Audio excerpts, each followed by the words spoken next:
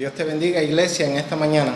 Deseamos desde la casa del Señor bendecirles, desearle que la gracia, que la misericordia de Dios sea con cada uno de nosotros, nos acompañe en medio de este proceso. En esta mañana le invito a meditar en la palabra de nuestro Dios. Hay una carta que fue escrita por el apóstol Pablo a la iglesia de Filipos. En el capítulo 4, verso 4 dice así: regocijaos en el Señor siempre. Y otra vez os digo, regocijaos. Esta carta fue dirigida a una iglesia que se encontraba en medio de un proceso en la historia. Una palabra que se repite muchas veces es el gozo. Algunos la han bautizado como la carta del gozo. Otra palabra que se repite es sentir. El apóstol Pablo presenta esta palabra que significa la perspectiva mental con respecto a algún asunto de la vida.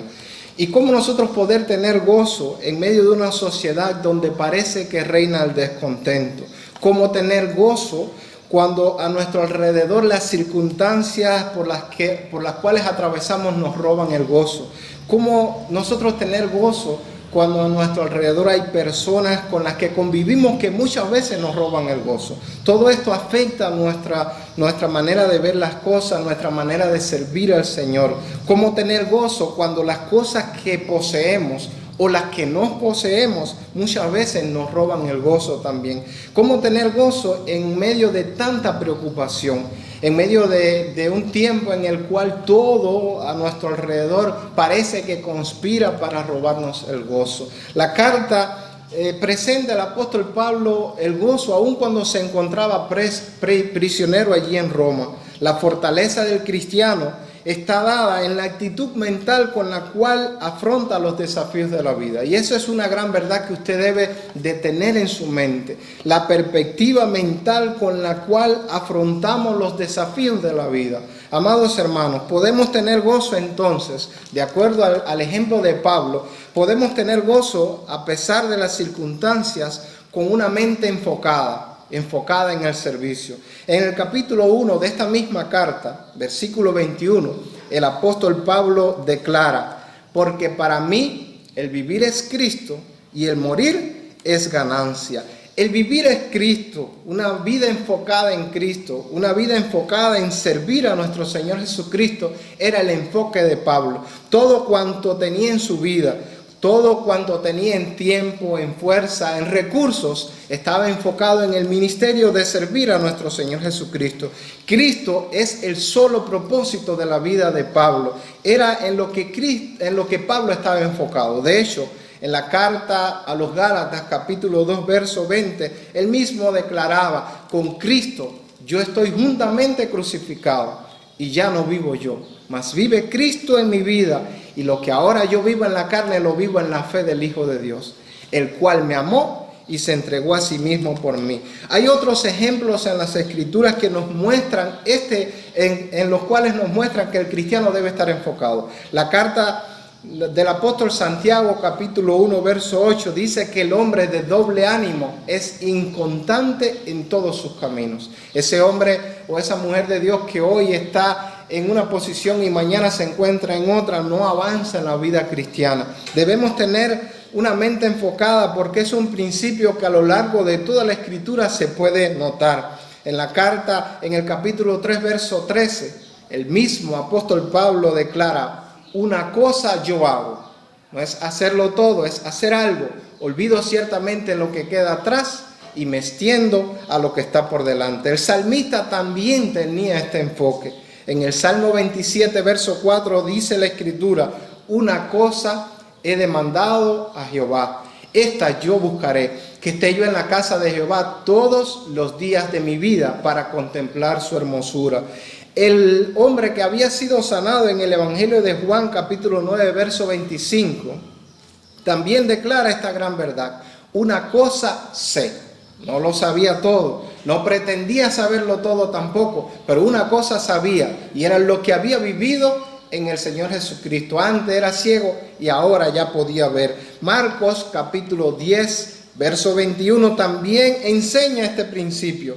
Dice el Señor Jesucristo, le dijo a aquel joven rico: una cosa te falta, Una cosa le faltaba, amados hermanos, estemos enfocados. Lucas 10:42, el Señor Jesucristo le dijo también a Marta, una cosa es necesaria y María escogió la buena parte.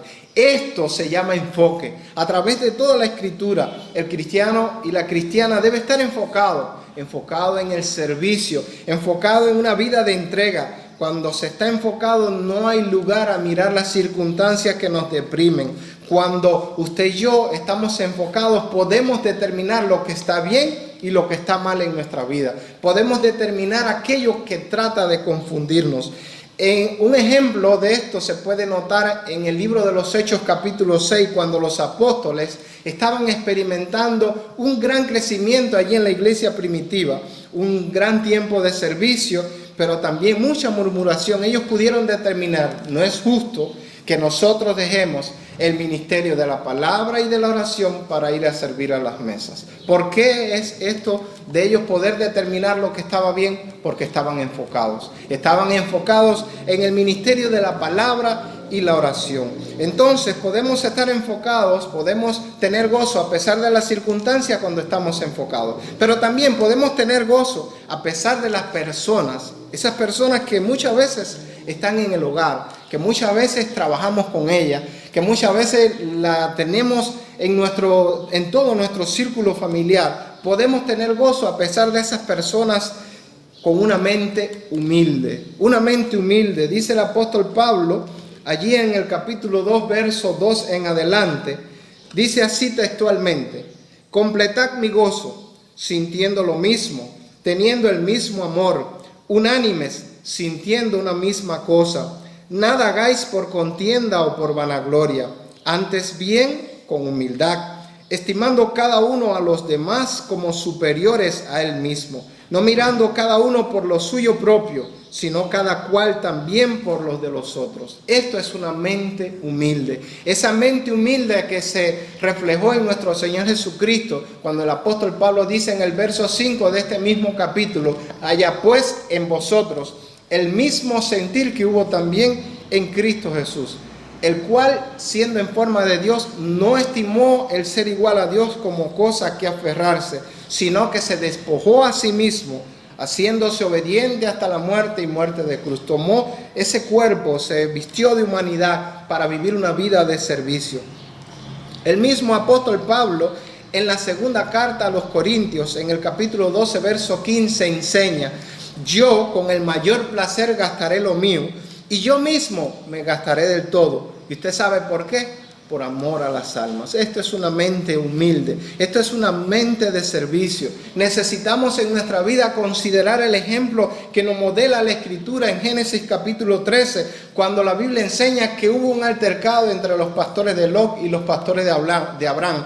Y Abraham le dijo así: no haya altercado entre nosotros dos. No haya altercado. ¿Por qué? Porque tenía una mente humilde, enfocada en el llamado y en el propósito del Señor. Si tú fueres a la izquierda, yo iré a la derecha, pero no haya altercado entre nosotros dos. El mismo consejo lo enseña el apóstol Pablo en la primera carta a los Corintios, capítulo 6, verso 7, cuando parece entender que en la iglesia de los Corintios habían ciertos hermanos que habían tenido conflicto, y este conflicto lo había llevado a los tribunales. El apóstol Pablo le dice: ¿por qué no sufrís más bien el agravio? ¿Por qué no sufrís más bien el ser defraudado? Ya es una falta que hay entre vosotros discusiones. ¿Por qué no sufren más bien el agravio? Sufrir el agravio es pasar por alto la ofensa. Sufrir el agravio es pasar por alto ese daño que te han causado, ese perjuicio que te han causado. Así como Cristo te perdonó, Dios nos llama también a sufrir ese agravio, a perdonar, a pasar por alto la ofensa. En medio de esas personas que te roban el gozo, esas personas que muchas veces tú no entiendes qué pasa con ellos, por qué te responden de esa forma, por qué te tratan de esa forma. Usted y yo debemos de adoptar una mente humilde, una mente humilde, una mente de servicio, considerándolos superiores a ti mismo. Eso te ayuda a tener gozo en medio de las personas que quieren robarte el gozo. También la Biblia enseña que para tener gozo a pesar de las cosas, esas que a veces no tenemos, pero a veces esas que tenemos, que nos roban el gozo, debemos de adoptar una mente espiritual. Si usted lee conmigo el capítulo 3, verso 3, la Biblia declara: porque nosotros somos la circuncisión, los que en espíritu servimos a Dios y nos gloriamos en Cristo Jesús, no teniendo confianza para nada en la carne. La Biblia enseña en Lucas 12, verso 15, que la vida del hombre no consiste en la cantidad de bienes que posee. De nada le sirve al hombre que gane todo el mundo y que pierda su alma. Como la vida del hombre no consiste en la cantidad de bienes que posee, así como aumentan los bienes, también aumenta aquellos que los consumen. Hay un ejemplo que el apóstol Pablo nos enseña en el capítulo 3, versos 18 al 20. Dice que por ahí había muchos en la iglesia que le causaban lágrimas, y él dice así: cuyo Dios es el vientre, cuya gloria es su vergüenza, y que tristemente solo pensaban en lo terrenal. Amados hermanos, vivamos nuestra vida con una mente espiritual. Vivamos nuestro servicio al Señor para tener gozo, porque hay cosas que no vamos a poder lograr. Hay otras que vamos a tener que depositarlas en las manos de aquel que ha dicho: vengan a mí todos los que están trabajados y cargados, que yo los haré descansar. Hay algunas que solamente podemos depositarlas en las manos del Señor y decir: Señor, cuando sea el tiempo, cuando sea el momento, yo espero en ti. Porque a veces logramos mucho en nuestras vidas, adquirir muchos bienes, pero después esos bienes nos roban el gozo, nos impiden muchas veces servir al Señor. No en todos los casos, pero en muchos casos es así. Esas cosas que muchas personas logran, después la esclavizan. Después son las personas que se sienten atados a esas cosas y no le permiten servir al Señor. Dice un pensamiento de Jim Elliot, un misionero que mataron allá en Ecuador. Dice así: no es un tonto el que da lo que no puede retener para ganar eso que no puede perder. La búsqueda de las cosas le está robando el gozo a mucha gente a nuestro alrededor. Después esas mismas cosas los esclavizan. Podemos tener gozo entonces a pesar de las cosas con una mente espiritual, con una mente enfocada en la gloria venidera, con una mente enfocada en nuestra ciudadanía, con una mente enfocada en las bendiciones espirituales que desde antes de la fundación del mundo Dios tiene para con cada uno de nosotros. Entonces, amados hermanos, podemos tener también gozo a pesar de la preocupación que invade nuestra mente, con una mente que esté segura en las promesas de Dios. Esto usted lo puede notar en el capítulo 4, verso 6, cuando el apóstol Pablo da este consejo. Dice el verso 6: por nada estéis afanosos, si no sean conocidas vuestras peticiones delante de Dios en toda oración y ruego, con acción de gracias. Note el verso 7 que dice: y la paz de Dios, que sobrepasa todo entendimiento, guardará vuestros corazones y vuestros pensamientos en Cristo. Esa paz de Dios que está por encima de todo lo que usted pueda pensar, que está por encima de todo lo que usted pueda experimentar en su vida. Es la paz de Dios la que va a estar guardando nuestra mente y nuestro corazón en Cristo. La paz es un recurso que viene de Dios. Es un recurso que Dios le otorga a todos aquellos que nos acercamos a Él confiadamente. A todos aquellos que le decimos a Dios en oración y en ruego: sé propicio a mí. Dice la Biblia que por nada estés afanoso. Esa palabra es que no seas alado en esa dirección, no seas alado hacia esa circunstancia, hacia ese dolor, sino que tu mente esté enfocada en lo que Dios te ha llamado, en lo que Dios dice, en la promesa de Dios. A menos que seas de Cristo, a menos que estemos en Él, no vamos a tener gozo. Por eso, como el gozo es fruto del Espíritu Santo, usted y yo debemos de pedirle a Dios en oración, acercarnos a Él en plena certidumbre de fe y decirle: Señor, dame fuerza para seguir adelante. Señor, yo me encomiendo en tus manos. Señor, yo quiero que ese poder tuyo actúe en mi vida, que tu poder se perfeccione en cada una de mis debilidades. Y estoy seguro por la Escritura que Dios sabrá responder mucho más abundantemente de lo que pedimos o entendemos. Así lo creemos porque la Biblia lo declara. Queremos concluir con esta ilustración. Hubo en una ocasión un chef de cocina que se acerca a su hija y le dice: padre, he estado muy afligida con las circunstancias de la vida. Aquel hombre pone a hervir una olla y echa en aquella olla huevos, zanahoria y algunos granos de café. Después de varios minutos de estar hirviendo, se acerca a su hija y le dice, ¿qué ves? Ahí estoy viendo huevos, zanahoria y café. La zanahoria llegó al agua hirviendo fuerte, dura, pero después de pasar por el agua hirviendo salió un poco débil, salió blanda, frágil, fácil de deshacer. El huevo había llegado al agua sin cáscara, con una cáscara fina protegida, que protegía su interior líquido, pero después de estar en el agua hirviendo, su interior se había endurecido. Los granos de café, estos eran únicos, habían llegado al agua después de estar hirviendo. El agua había cambiado el color y el sabor de aquel agua. ¿Qué eres en tu vida? ¿Eres zanahoria? ¿Eres huevo o eres café?